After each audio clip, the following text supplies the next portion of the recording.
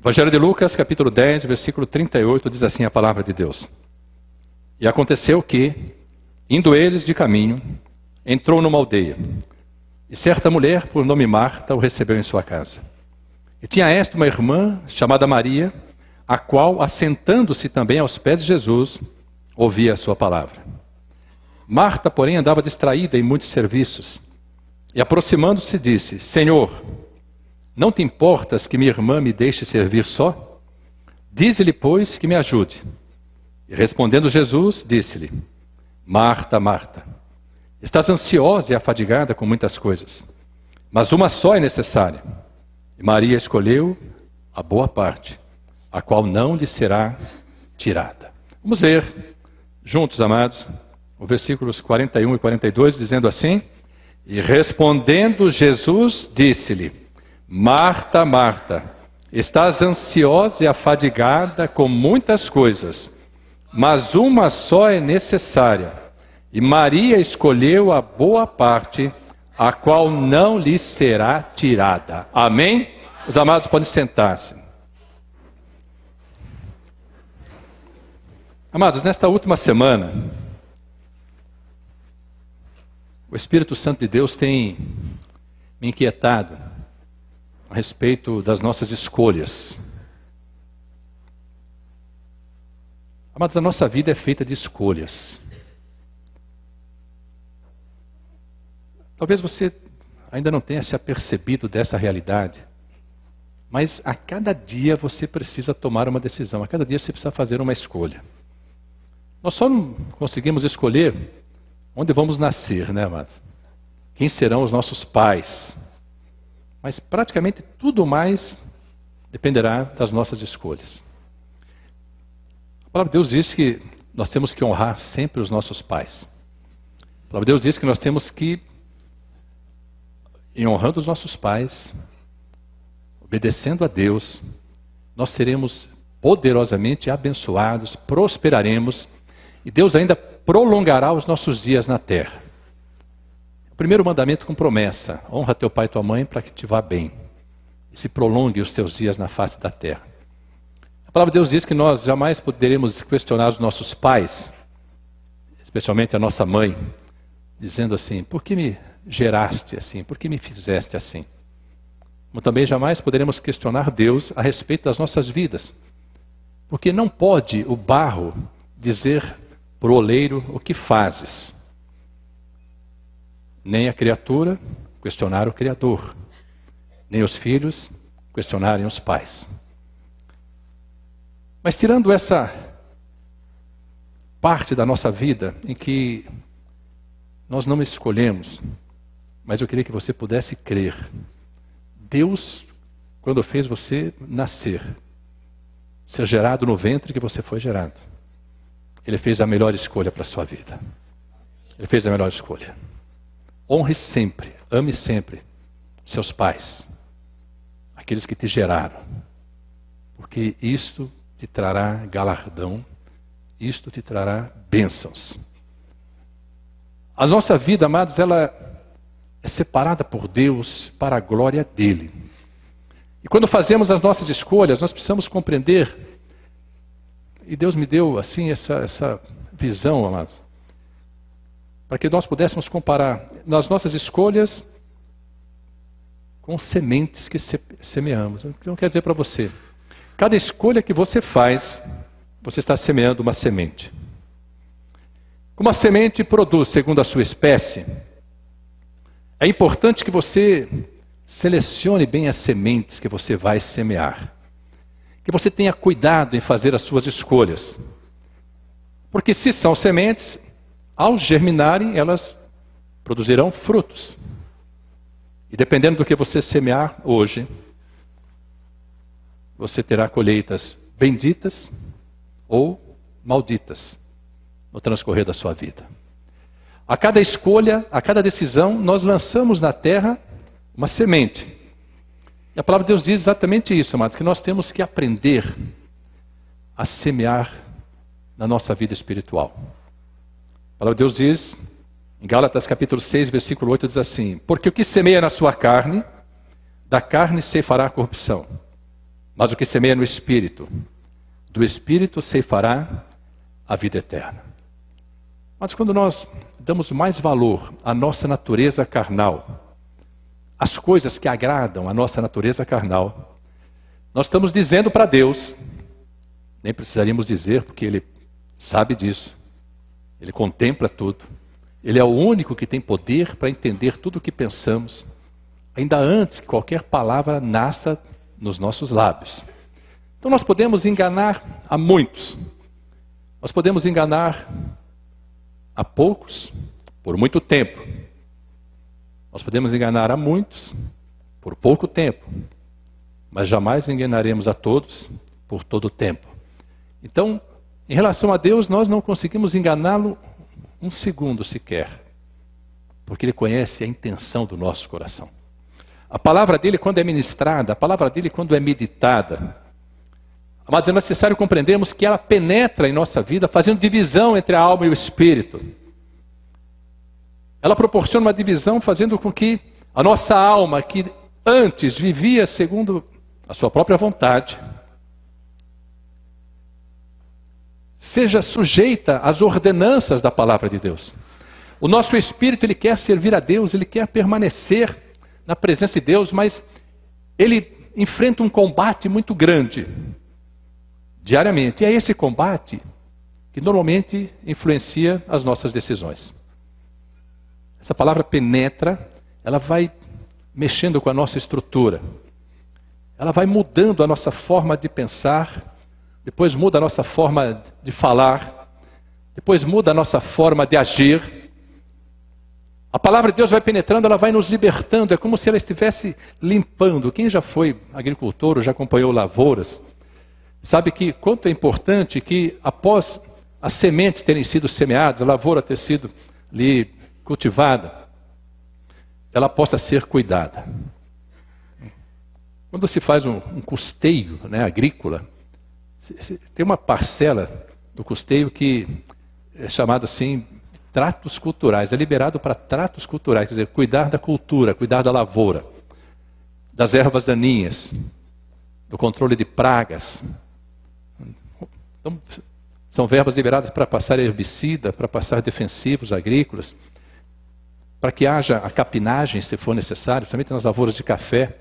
Então são recursos que são liberados porque existe uma etapa da lavoura em que ela precisa ser minuciosamente cuidada, minuciosamente tratada. E a nossa vida é exatamente assim, amados.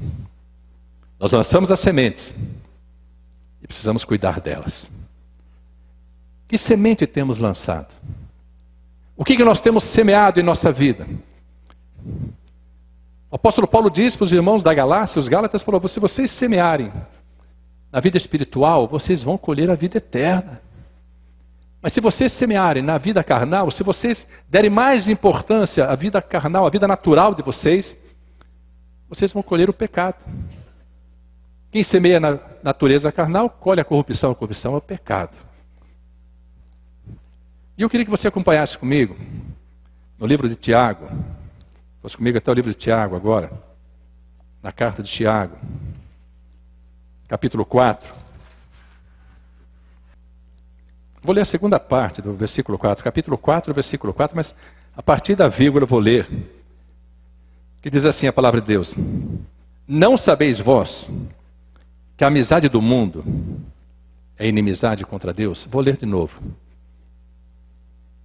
Não sabeis vós que a amizade do mundo é inimizade contra Deus? Portanto, qualquer que quiser ser amigo do mundo, constitui-se inimigo de Deus. Irmãos, é uma pancada, não é? Às vezes, amados, nós não entendemos que se formos dirigidos por Deus, pelo Espírito de Deus, nós faremos escolhas que agradarão a Deus. Mas se formos dirigidos pela nossa própria vontade, nós faremos escolhas que nos agradarão ou agradarão pessoas que nós queremos agradar. Nós tomamos muitas decisões na nossa vida querendo agradar o próximo. Irmãos, é difícil nós tomarmos decisões que agradem a Deus. Até porque dá a impressão que Deus não está presente. Como nós não podemos vê-lo fisicamente, embora possamos senti-lo, É mais fácil nós tomarmos decisões que agradem as pessoas naturais, pessoas de carne e sangue. Às vezes temos até uma falha, às vezes tomamos decisões que agradam muito mais os nossos amigos do que as nossas esposas, nossos maridos, nossos filhos. Tomamos muito mais decisões que agradam nossos colegas de trabalho, amigos, do que aos nossos pais. E a maior parte das nossas decisões, a maior parte das nossas escolhas, agradam muito mais ao mundo do que a Deus. Então, amados, quando nós titubeamos, quando nós não temos a direção bendita, poderosa do Espírito de Deus para fazermos as escolhas certas, e passamos a querer agradar as coisas mundanas, as coisas do mundo, passamos a ser amigos do mundo. E por consequência nos constituímos inimigos de Deus. Estou falando uma palavra que é ministrada, essa carta de Tiago, amados, ela foi levada à igreja. Não estou pregando para o mundo, estou pregando para filhos de Deus. Estou pregando para vidas que estão da casa de Deus, na casa do Senhor. E se a palavra nos alerta dessa forma é porque nós sempre temos mais a posição de Marta do que a posição de Maria. Mas é muito mais fácil, às vezes muito mais prazeroso, até que se conheça o verdadeiro prazer da palavra de Deus. O Salmo 119, versículo 103 diz assim: ó, quão doces são as tuas palavras ao meu paladar. Quem souber, vem comigo. Mais doces do que o mel à minha boca. Quantos de nós conseguimos sentir verdadeiramente na palavra o doce sabor do mel? O salmista sentia. Às vezes a palavra para nós é dura de ser engolida. Tem vezes que a palavra não desce, ela enrosca na garganta porque ela nos força, entre aspas, a fazer aquilo que a nossa natureza carnal não quer fazer. Ela nos força a fazer escolhas que a nossa vida não quer fazer. Que o nosso repertório de vida às vezes nem nos permite fazer, porque nós não conhecemos a plenitude da palavra de Deus. E esse combate que se trava, ele normalmente determina exatamente que tipo de semente, que tipo de escolhas faremos. O apóstolo Paulo, na carta aos Romanos, vou apenas ler, os irmãos ouçam, diz assim, Romanos 8, versículos 5 a 9. Porque os que são segundo a carne, inclinam-se para as coisas da carne, mas os que são segundo o Espírito, para as coisas do Espírito. Porque a inclinação da carne é morte, mas a inclinação do Espírito é vida e paz. Porquanto a inclinação da carne é inimizade contra Deus, confirmando aquilo que Tiago disse. A inclinação da carne é inimizade contra Deus, pois não é sujeita à lei, à palavra de Deus, nem é verdade, ou pode ser. Porque a nossa natureza carnal, ela é, por origem, rebelde. Ela não se dispõe a obedecer. Portanto, os que estão na carne não podem agradar a Deus. Vós, porém, não estáis na carne, mas no Espírito, se é que o Espírito de Deus habita em vós. Mas, se alguém não tem o Espírito de Cristo, esse tal não é dele. Paulo diz assim, será que o que rege a nossa vida, o que determina as nossas escolhas, é a nossa vida, o nosso relacionamento, a direção que nós permitimos ao Espírito Santo trazer sobre nossas vidas? Amados, o Espírito de Deus, ele é doce. A presença dele é suave. Ele não atropela. Ele não dá trancos. Ele age de forma suave.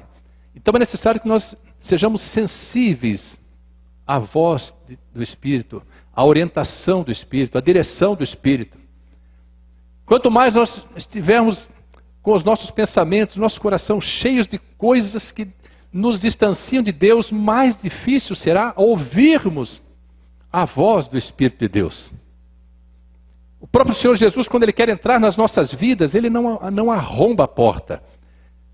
O diabo, ele chega arrebentando. Arrebentando. Jesus diz assim, Apocalipse 3:20. Eis que estou à porta e bato. Se alguém ouvir a minha voz e abrir a porta, eu entrarei em sua casa e cearei com ele e ele comigo. Amados, às vezes está batendo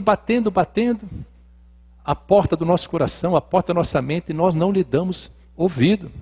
Nós não conseguimos abrir a porta para que ele entre, para que ele determine o nosso caminhar, para que ele determine a direção da nossa vida, para que ele determine quais sementes estaremos lançando, o que nós queremos colher. Eu não sei o quanto essa palavra que foi ministrada, eu não sei o quanto essa visita de Jesus na casa de Marta e de Maria, que era a casa de Lázaro, e Jesus era amigo dessa família. Ele falou dessa forma com Marta porque ele tinha liberdade de falar dessa forma com ela. Quando Lázaro ficou doente, Marta e Maria mandaram chamá-lo. Ele tinha um amor muito grande pela vida delas, mas esse amor que ele tinha foi exatamente o que o fez falar para Marta da forma como ele falou. Maria estava sentada aos pés de Cristo porque escolheu a melhor parte, ouvir a palavra de Deus. Mas quando nós decidimos vir ao culto, o salmista diz assim: alegrei-me quando me disseram, vamos à casa do Senhor. Salmo 122, né? Alegrei-me quando me disseram, vamos à casa do Senhor. Irmãos, vir à casa do Senhor tem que ser alegria genuína em nós, antes de chegarmos à casa do Senhor. Na verdade, a decisão, a escolha de virmos, ela começa a ser processada quando nós começamos a sentir alegria em vir. Porque se nós não tivermos alegria em vir, às vezes nós viremos forçados, igual criança. Criança, amados, quando a criança gosta de vir na igreja, ela traz os pais. Às vezes quando elas não gostam, os pais as trazem. E elas começam a gostar. É importante que, como foi dito hoje na consagração do Davi, é importante que as crianças sejam ensinadas. Se não forem ensinadas, não vão aprender. Ensinadas no caminho que devem andar. Mas nós também precisamos ser ensinados, e quem nos ensina é o Espírito Santo de Deus, quem nos dirige é o poder da palavra de Deus. As ordenanças de Deus, elas têm que ser para nós absolutas. Princípios estabelecidos por Deus precisam ser absolutos em nossas vidas. Não dá para nós caminharmos escolhendo uma hora estar no mundo, outra hora estar na igreja. Não haverá alegria genuína.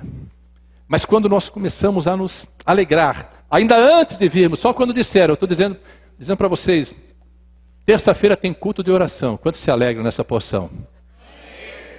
Quarta-feira temos um encontro de ministração da palavra. Quantos se alegram nessa porção?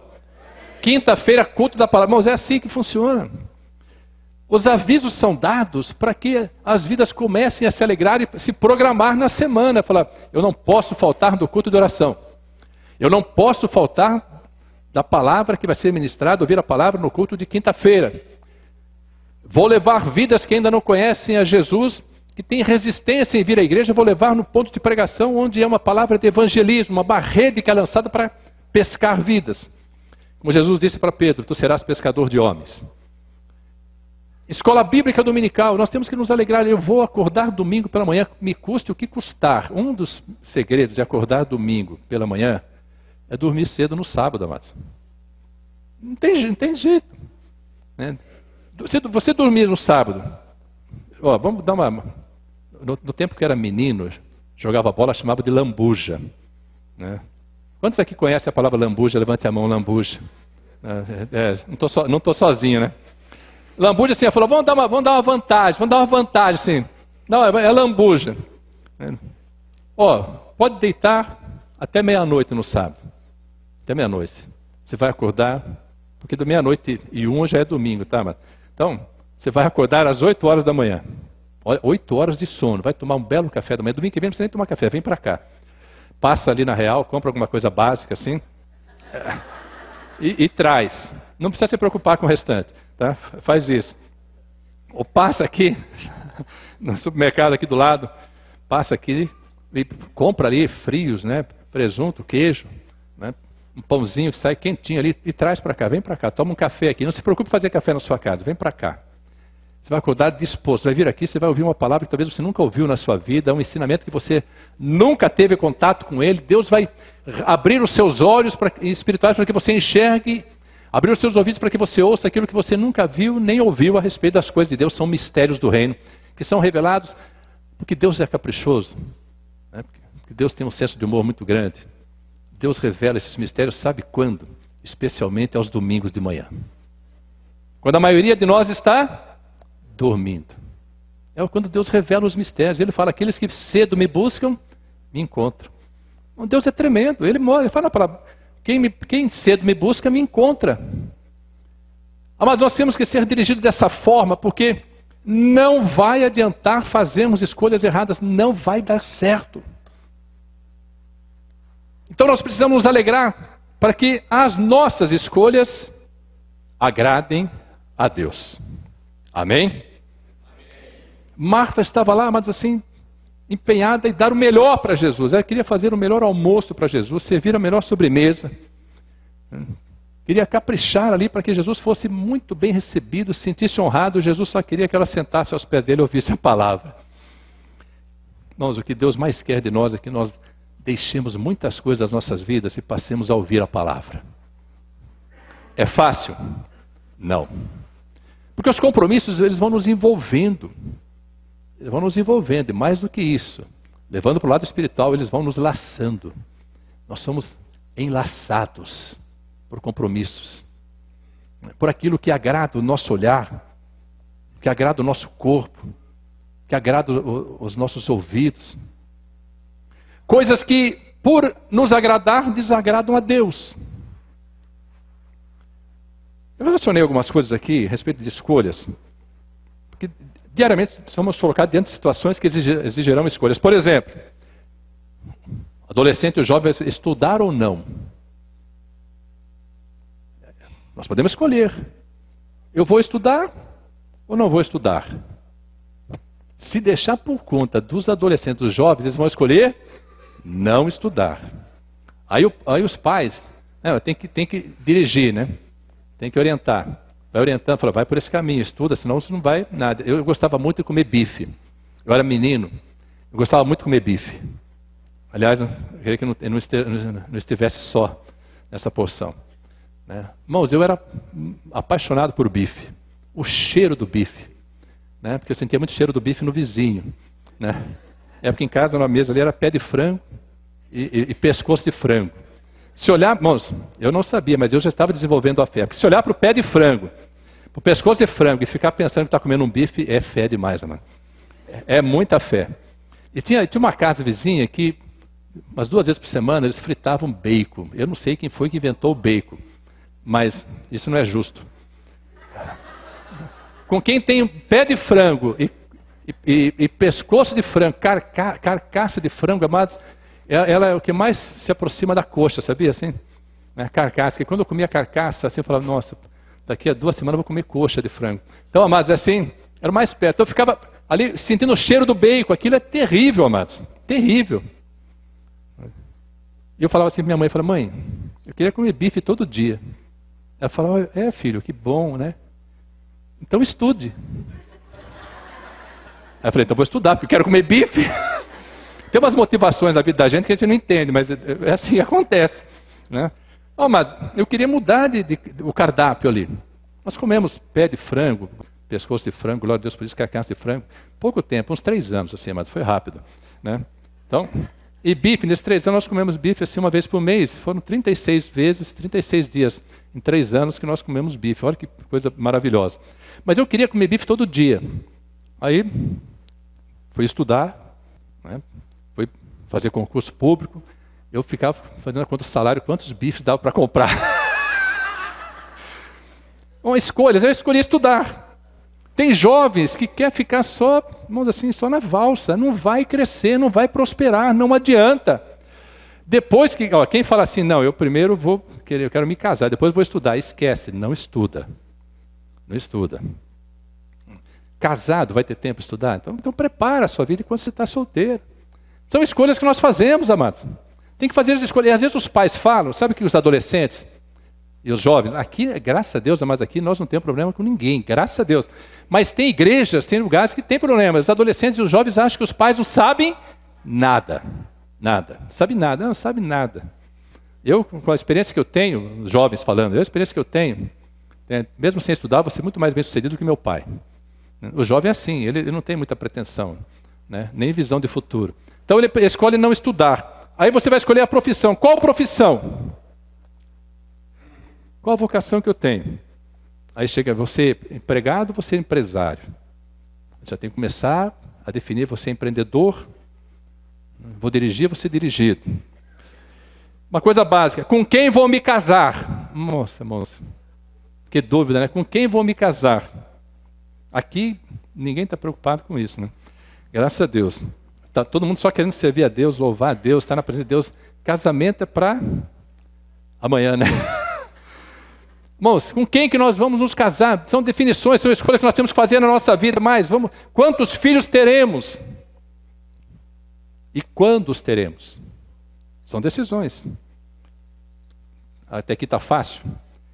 Quanto da minha vida, talentos e recursos, eu dedicarei a Deus? Começou a apertar, né? Você já pensou assim? Quanto da minha vida, quanto dos meus talentos, quanto dos meus recursos, eu vou dedicar a Deus? Mas nós estamos falando aqui, e muitos que estão ouvindo aqui são vidas sobre as quais Deus já operou milagres tremendos. Quantos podem glorificar a Deus?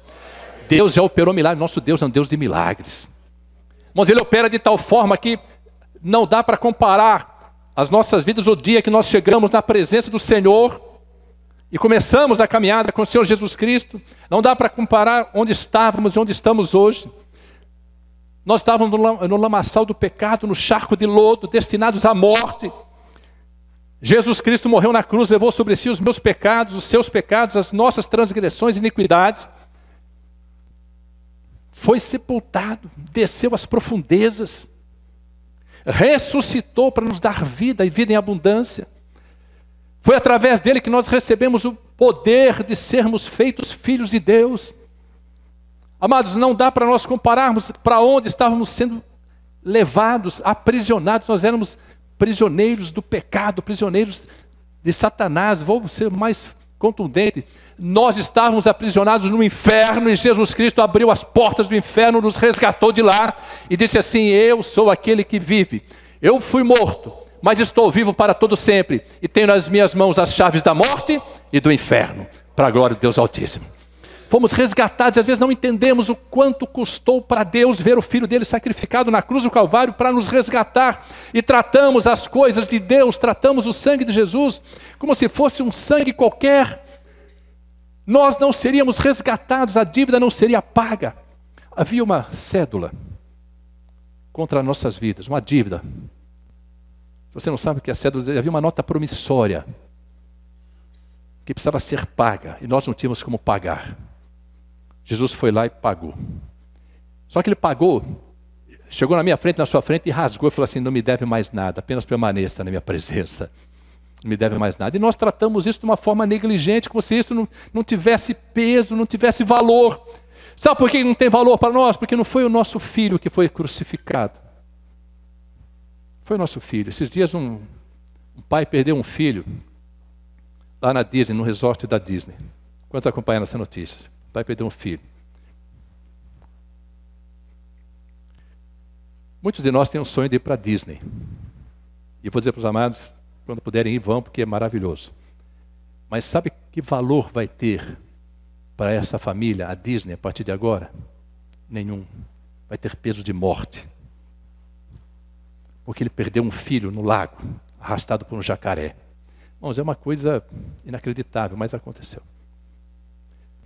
Nós não valorizamos a obra de Jesus Cristo porque não foi o nosso filho que estava no lugar dele. Era para nós estarmos no lugar dele, mas ele foi no nosso lugar. Então nós começamos a tomar as nossas decisões, fazer as nossas escolhas, como se servir a Deus fosse uma coisa comum. Como se servir a Deus fosse uma coisa assim, como você vai no emprego e fala: não estou mais afim de trabalhar nessa empresa, vou pedir a conta. Pedir a conta, deixar de servir a Deus, rejeitar a obra gloriosa significa carimbar o passaporte para ir para o inferno. Dá para entender isso? Mas quando você permanece, você já tem a credencial para subir aos céus pelo novo e vivo caminho que foi inaugurado por Jesus Cristo. Mas nós não entendemos isso, então quanto da minha vida, quanto dos meus talentos, quantos dos meus recursos eu dedicarei a Deus? Eu queria que você refletisse sobre isso. Quanto eu tenho dedicado a Deus? Mais do que isso. Quais serão as minhas prioridades? A quem eu priorizarei na minha vida? A Deus ou ao mundo? Amados, é bem mais fácil priorizar o mundo, sabia? Bem mais fácil. Fazer escolhas que, entre aspas, não nos custam nada, vai custar a nossa vida, mas nós não entendemos isso. Porque nós achamos que estamos vivos. Quando servimos ao pecado, nós estamos na realidade mortos. Precisamos ressuscitar como Cristo ressuscitou. Nas nossas prioridades, às vezes nós não entendemos que a palavra de Deus diz que nós temos que colocar Deus em nossas vidas. Sabe em que lugar, amados? Primeiro lugar. Se Ele não estiver em primeiro, em segundo Ele não estará. Se Deus não estiver em primeiro lugar na minha vida e na sua vida, Ele não está na sua vida. Vamos dar para o Deus Todo-Poderoso? Dá para Jesus Cristo, que desceu da sua glória, se manifestou em carne, foi crucificado, levou sobre si todos os nossos pecados, transgressões e iniquidades. Nós não conseguiríamos ter paz, Ele foi castigado para que nós passássemos a ter paz. Ele desceu às profundezas, ressuscitou, preparou para nós moradas no reino celestial. Dá para Ele, que fez isso, por mim e por você, ficar em segundo lugar? Sim ou não? Não dá. Mas o que é triste é que às vezes Ele está em terceiro, quarto, quinto, às vezes não está nem nos dedos da mão. Às vezes nós nos lembramos de Jesus, né, quando não tem mais jeito. Nós temos que priorizar qual a posição que Deus vai ocupar na nossa vida. Deus diz assim na palavra dele, Jesus fala assim: se você buscar em primeiro lugar o reino de Deus, a palavra de Deus, a justiça de Deus, você pode parar de correr atrás das coisas. Pode parar. Porque Deus diz que se você colocar em primeiro lugar, todas as coisas atrás das quais todos correm, aquele que prioriza a Deus não precisa correr atrás delas, porque elas serão acrescentadas. Amados, nós não precisamos correr atrás das coisas, nós não precisamos correr atrás das bênçãos, nós precisamos dedicar uma parte do nosso tempo. Dizime o teu tempo, dê 1/10 do teu tempo diário a Deus. Medite na palavra de Deus. Não precisa ter o tempo do sono, você pode dormir 8 horas por noite, aí você tem ali 16 horas no dia. Dedique pelo menos 1 hora por dia para meditar na palavra. Aí você vai trabalhar 8 horas, dormir 8, são 16 horas, você tem mais 8. Então, dessas 8 horas que restam, você tem que se dedicar a uma parte da sua família, cuidar dos filhos. Os que têm filhos pequenos, ame seus filhos, brinque com seus filhos, jogue bola com seus filhos, jogue videogame com seus filhos, o que você quiser, mas esteja junto com seus filhos. Cuide da sua esposa, a esposa cuida dos maridos. Mas você vai ver que se você administrar bem o seu tempo, vai sobrar um tempo para você se dedicar à palavra. Mas eu faço faculdade, não tem problema. Então, chegou da faculdade, ou logo que amanhecer, fica 15 minutos. Mas eu não consigo. Pega o devocional. 10 minutos no dia, devocional. Leia. Para Deus, não é a quantidade do tempo, é a intensidade com que você busca a presença dEle, a palavra dEle. Isso que faz diferença na sua vida. É isso que vai determinar o que fruto nós vamos colher, porque nós estaremos semeando essa porção das nossas vidas. Então, creia nisso, tudo aquilo atrás do que toda a humanidade corre, alcançam os filhos de Deus sem que eles corram, apenas priorizando Deus. Às vezes nós achamos, amados, que nós vamos prosperar, vamos ser bem-sucedidos no nosso trabalho, quanto mais tempo nós dedicarmos ao nosso trabalho. Irmãos, houve um tempo na minha vida que eu trabalhava muito, eu era chamado quase de banco 24 horas. Eu trabalhava demais, me dedicava muito mais ao meu trabalho no banco do que à minha família, aos meus filhos. Porque eu achava, né, que dando a eles, minha esposa e filhos, as condições para ter uma vida muito boa, era suficiente. Não é. Não é suficiente. Às vezes, amados, nós dedicamos tanto tempo para o nosso trabalho que nos esquecemos que quanto mais estamos distantes de Deus, mais difícil vai ser alcançarmos as bênçãos, ou mais difícil vai ser que as bênçãos nos alcancem. Nós invertemos a equação, não dá certo, amado, não dá certo. É que nós somos difíceis de sermos ensinados, dirigidos, porque o mundo nos embrutece, o mundo nos ensurdece, o mundo nos cega. Nós não conseguimos entender, nós não conseguimos ouvir, nós não conseguimos enxergar o que Deus tem para as nossas vidas, e são coisas tremendas. As nossas escolhas determinam o sucesso das nossas vidas. O fruto das nossas escolhas é o que vai fazer a diferença. Na palavra de Deus, existem algumas escolhas que foram feitas. Lá em Gênesis capítulo 25, não precisa abrir, eu vou contar essa história para você, você crê que está na palavra de Deus. Tinha um jovem chamado Esaú. Esaú tinha um irmão chamado Jacó. Amados, Esaú era o primogênito, eles eram gêmeos. Mas Esaú nasceu primeiro, então ele tinha o direito de primogenitura. O direito de primogenitura, ele reserva ainda, né, ao primogênito, na cultura judaica, uma parte dobrada da herança. Então, por exemplo, se eram 2 irmãos, a herança de Isaac, que era o pai, seria dividida em 3 partes.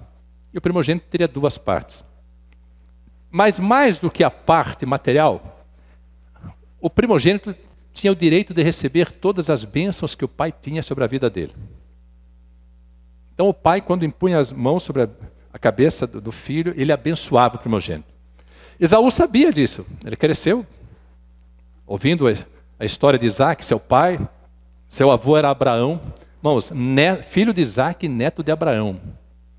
Não tem ninguém de nós nessa porção não, hein? Presta atenção, ó. Filho de Isaac e neto de Abraão. Filho de Rebeca. Isaac e Rebeca, casal top 10 da Bíblia. Isaac e Rebeca. Geraram Jacó e Esaú. Esaú era filho de Isaac e neto de Abraão. Bom, só que Deus não tem neto, nem bisneto. Neto de Abraão não é bisneto de Deus. Filho de Isaac não é neto de Deus. Os nossos filhos, ou eles permanecem na presença de Deus, ou não serão filhos. Deus não tem netos, mas Deus só tem filhos. Deus não tem parentela, Deus não tem cunhado, Deus não tem cunhado, Deus não tem sogra, não tem sogro. Deus só tem filhos. Só que Esaú chegou um dia, ele foi caçar, gostava de caçar, chegou morrendo de fome. Quando ele chegou na casa dele, desesperado de fome, e ele tinha preguiça de fazer comida, ele queria comer. E Jacó tinha feito ali um guisado, né, um tipo de um cozido ali, de uma carne, eu creio que tenha sido um guisado de cordeiro, né, cordeiro assim, recém-desmamado, aquela carne deliciosa, aquele perfume da comida, né, o aroma da comida subindo assim. Esaú chegou e falou: meu Deus do céu, quem fez essa comida? E aí Jacó preparou esse guisado, né, e com lentilhas. Aí Esaú virou de ponta cabeça. Ficou igual crente em festa, virou de ponta cabeça. Aí chegou assim e falou assim: eu quero comer esse guisado. Jacó falou: não, esse eu fiz para mim. Fiz para mim. Ele falou: mas eu quero comer, eu estou morrendo de fome. Aí Jacó falou para ele: você está com muita fome? Então me vende o seu direito de primogenitura. Irmãos, olha a escolha de Esaú. O direito de primogenitura. A maior bênção que havia sobre a vida dele. Sabe o que ele falou? Ele falou assim: eu quero saber de primogenitura, de bênção. Eu estou morrendo de fome. Irmãos, o estômago não é um bom conselheiro. Primeira vez que eu falo isso, mas escreva aí. O estômago não é um bom conselheiro, como não são bons conselheiros os olhos. Como nós comemos muito mais por aquilo que vemos, do que aquilo que queremos, normalmente, os nossos olhos nos engordam, os nossos olhos fazem com que passemos mal. Então o estômago não é um bom conselheiro. Esaú chegou lá, ficou desesperado e falou assim: de que me adianta o direito de primogenitura? Eu vendo para você, e trocou a primogenitura por um guisado de lentilhas. Daniel esteve na presença do rei, escravo na Babilônia, e disse assim: eu não vou me consentir e contaminar com os manjares do rei. Olha as escolhas, olha a diferença de escolha. Nós sabemos, a palavra de Deus fala que Deus amou a Jacó e aborreceu Esaú, porque Esaú fez a escolha errada. Deus amou a Daniel e prosperou a Daniel porque Daniel fez a escolha certa. Nós não entendemos que as nossas escolhas determinam a vitória nas nossas vidas. São tantas escolhas, amados, que às vezes nós não compreendemos o que é importante para nós. Josué disse para o povo: vocês, eu não sei quem vocês vão escolher, mas eu e minha casa serviremos ao Senhor. Moisés chegou para o povo e disse assim: vocês podem escolher o que quiserem. Tá, diante de vocês está a vida e a morte, a bênção e a maldição. Irmãos, precisa ser espiritual para isso. Você tem essa opção, você pode escolher entre viver e morrer, entre ser abençoado e amaldiçoado. Há alguma dificuldade em compreender e fazer a escolha certa? Não. Mas sabe o que a maioria de nós faz? A escolha errada. É porque a morte não acontece naquele momento. E a maldição dá a impressão que não vem naquele momento. Como demoram para chegar, fisicamente falando, materialmente falando, nós escolhemos aquilo que vai nos distanciar de Deus. Fazemos como Marta, ficamos envolvidos com tantas coisas, esquecemos o que é essencial, amados. As coisas que não agradam a Deus são acessórias. Tudo quanto agrada a Deus é essencial. E se você tem o essencial na sua vida, Deus acrescenta todo o acessório. Dá para glorificar a Deus. Ele acrescenta o acessório. Sabe o que vai acontecer para você? Deus te fará prosperar. Bênçãos virão sobre a tua vida, porque Deus vai dirigir. E se as suas escolhas o agradarem, pode ficar tranquilo. Você vai ser muito bem sucedido. Você vai ser próspero. Porque Deus é poderoso para cumprir a sua palavra. E para cumprir a sua palavra só depende da nossa obediência. Jesus um dia chegou para um jovem.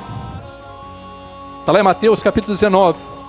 Diz a palavra que ele era um jovem rico. Ele chegou para Jesus e falou assim: mestre, o que eu preciso fazer para herdar a vida eterna?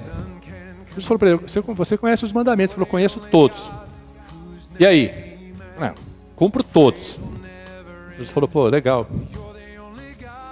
Então faz o seguinte, vai lá, vende todos os teus bens e me segue. Ele falou: tá brincando comigo, né? Tá brincando, já cumpro todos os mandamentos, agora tem que vender todos os bens para seguir o Senhor. Eu não quero essa porção. Diz a palavra de Deus que ele rejeitou o chamado, porque amou os bens. Irmãos, olha que coisa louca. Ele rejeitou o chamado, a vida eterna, as bênçãos da eternidade, porque ele achou que os bens que ele tinha eram suficientes para fazê-lo próspero. E Deus tem nos ensinado que a prosperidade é uma coisa e a riqueza é outra. Se Deus me der a graça de pregar a palavra até o fim da minha vida, enquanto eu tiver fôlego, vou dizer isso que vou dizer para os amados agora, já disse algumas vezes: a prosperidade vem de Deus, a riqueza os homens conseguem angariar. Só que a riqueza compra uma casa, mas não compra um lar.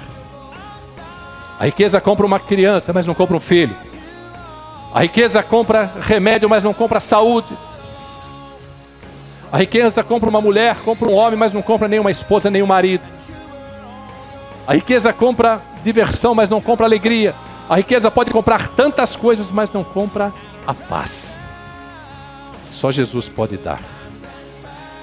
Então, amados, quais são as nossas escolhas? Qual a escolha que nós vamos fazer?